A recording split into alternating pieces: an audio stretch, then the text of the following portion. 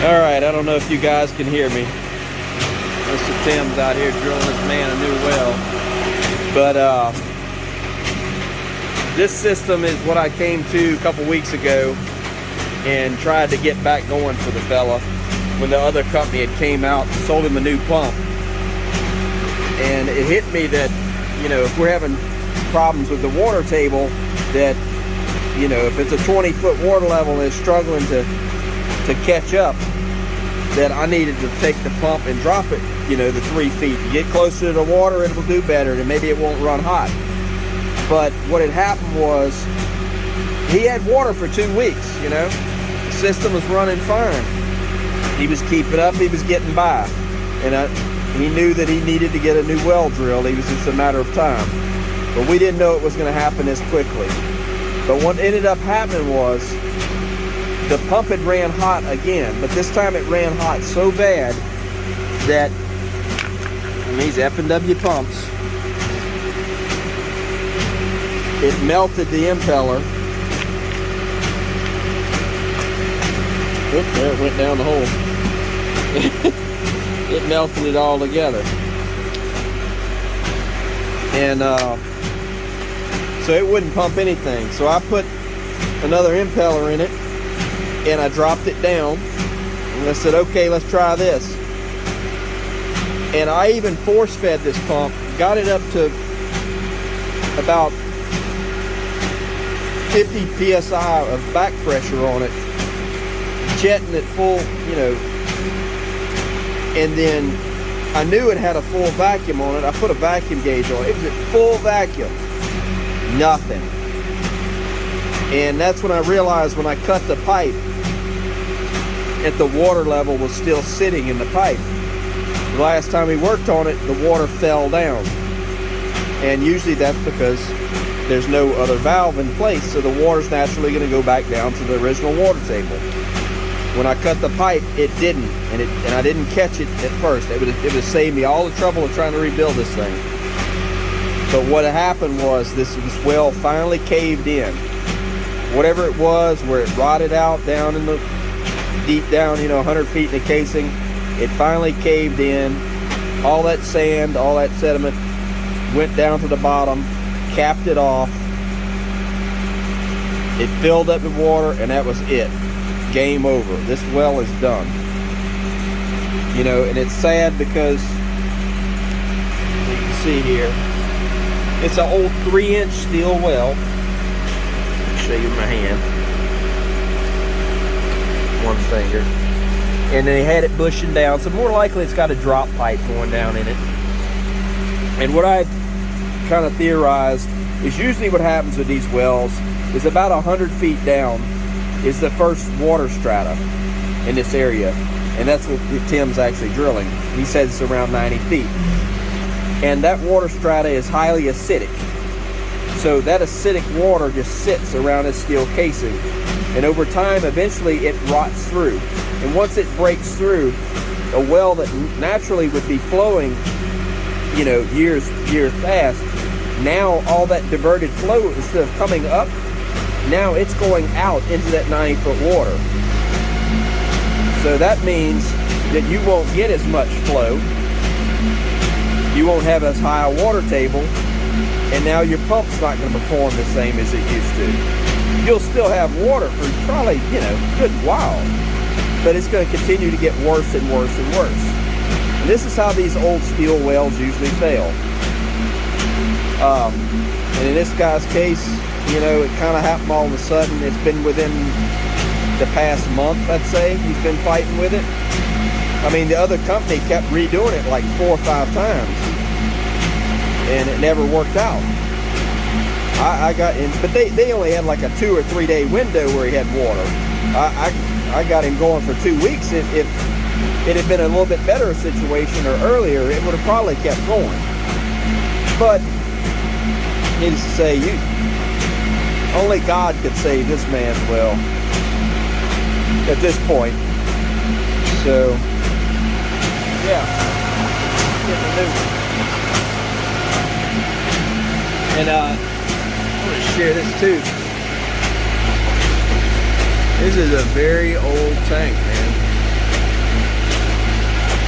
I think this tank and this well is pushing, well, this tank's definitely pushing 50 years old, because that business doesn't exist and hadn't existed in a long time.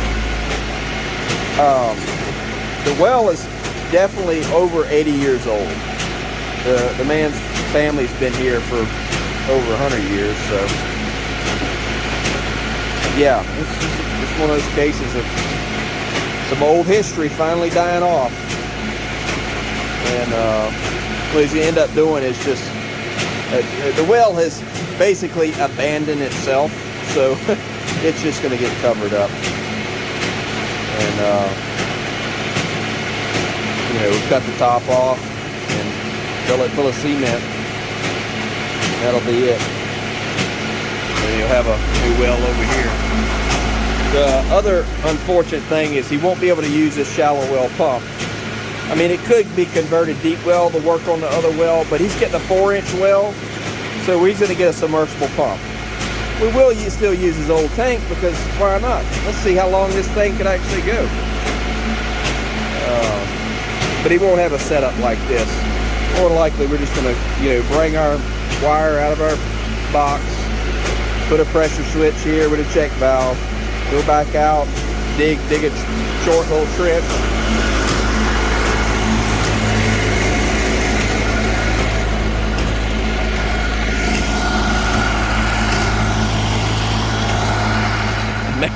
Maybe y'all can hear me now, but yeah, dig a short little trench over there to his site. But yeah, this is an old homestead here, old farm in Folsom, Louisiana. So that's the story. And that's an update for some of y'all that might have been asking. Let's go take a look at Tim drilling. You won't be able to hear me at all, but let's go see.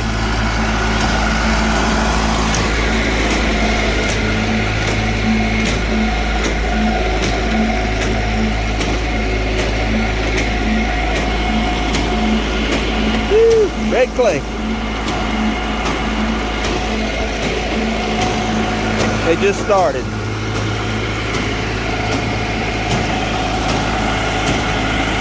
Anyway, I'll let y'all know when I hook it up. Thanks for watching. I think Timmy's happy. He's almost to 100 feet, and he's hit some really good sand. Watch him bounce when he goes down in the water flow right here. Oops, see it drop down? He's losing returns every little bit that he goes down. And that pipe's just shaking and bouncing on top of the gravel and hard packed sand. He's just getting a little nervous because his water level is about halfway.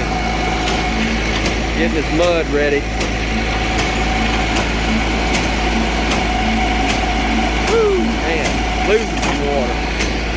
That's normally where his water level is in the pan right there. He's got it marked with a mud spot. And it's dropped that much in a minute.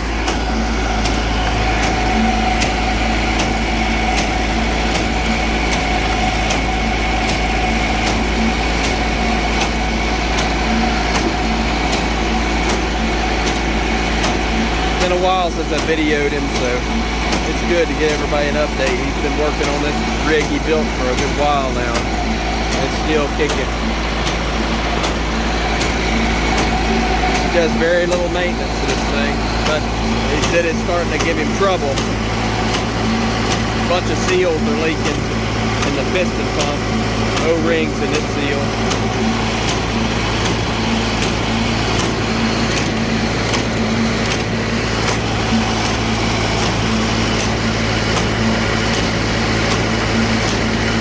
Going back and forth.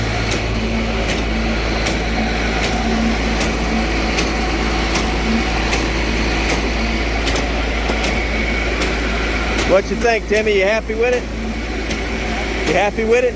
Yeah, probably good. Yeah. All right, fixing to mud it up. Let me help him. Pretty slick little idea here. Take a cut-off bucket, use it as a suction funnel.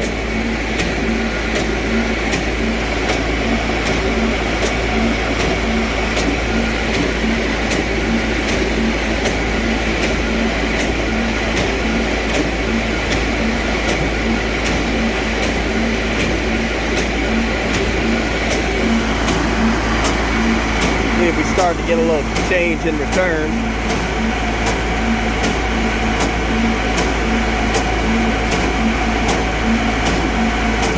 Definitely getting a little air.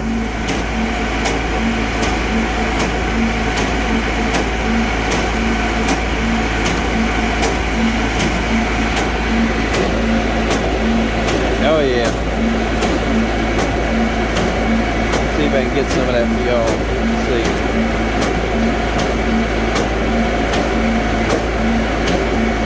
Not much.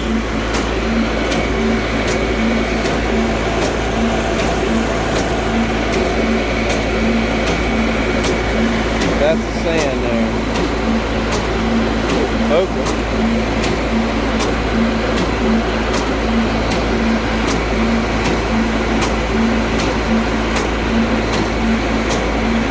Yeah, it's real good size sand and small chunks of pea gravel. Real good for a well right there.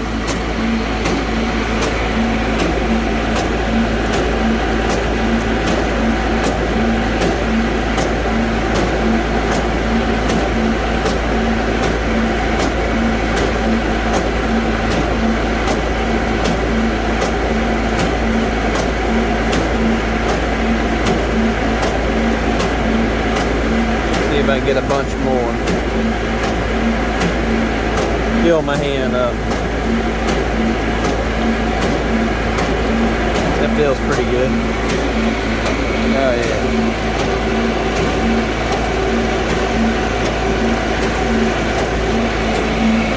Look at that. That's nice.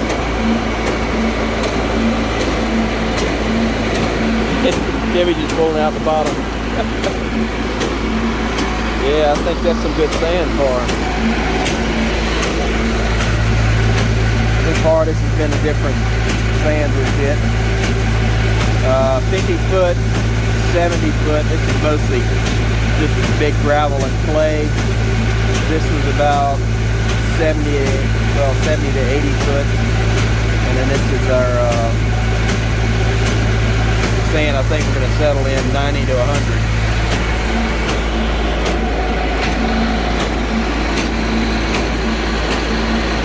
Well, what do you know? I think we got a well. Timmy's feeling a little less nervous about it now. He made it with like literally no water left in the water truck. Discharging all the old pit water out across the fence. Got a huge pile of sand over there. But hey, this man's gonna have a hell of a well. And that's just lightly giving some air. Air compressor's barely running over here.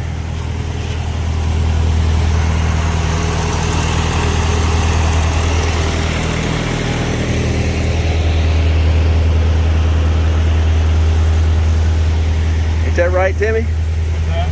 So you got a damn good well, don't you? Thank you, Lord.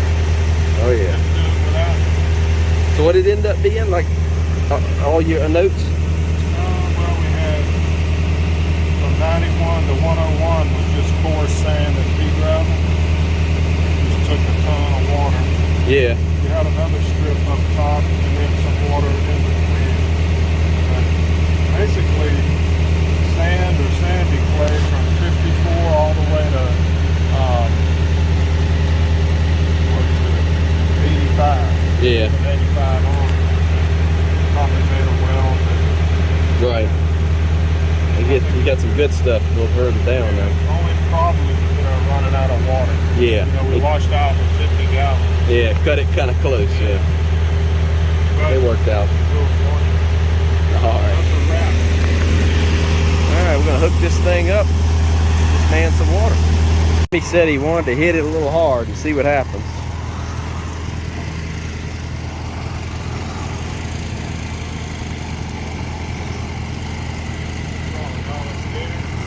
Scared? Oh, you tying it off, huh? I'm not going to hit it very hard. I'm just going to hustle about 3 times. Yeah, just to stir it back up again. And for you people that don't understand what's going on here, this is basically just a water hose, a 100-foot hose hooked up to an air compressor, a very big air compressor, and we're using it to airlift the well. So by injecting the air down into the water table, the air is picking the water up out of the well and throwing it out. And as the well recovers and the water table comes back up, it catches more water, so it just keeps throwing it out, without using a pump. Ooh. Yeah, it got a little dirty again. If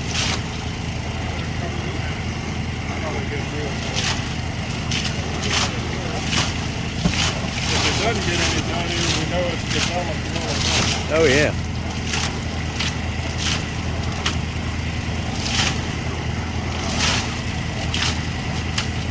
Got the air hose running at the same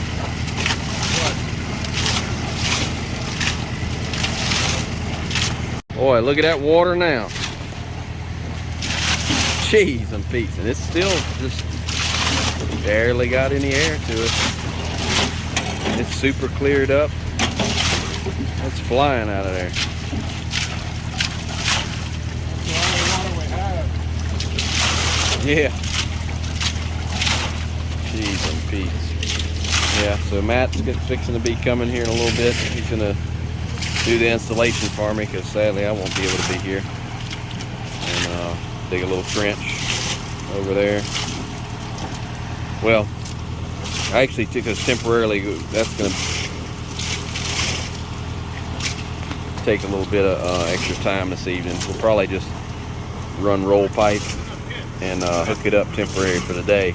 Come back and do a proper trenching and wire running. But I'll share that when we do that. And this isn't a finished product. Still got to dig a trench and hook it in. But temporarily late this evening, just got some roll pipe and wire running in the shed. Got him hooked up. Just turned it on, filling up his tank. Check valve right here. Turn it off for a second. Snifter valves getting its air. Pump comes back on. Air goes in the tank. Easiest way to do it. Weep hole and air release. Foolproof air volume control for a submersible pump. Alright, that's it. Thanks for watching.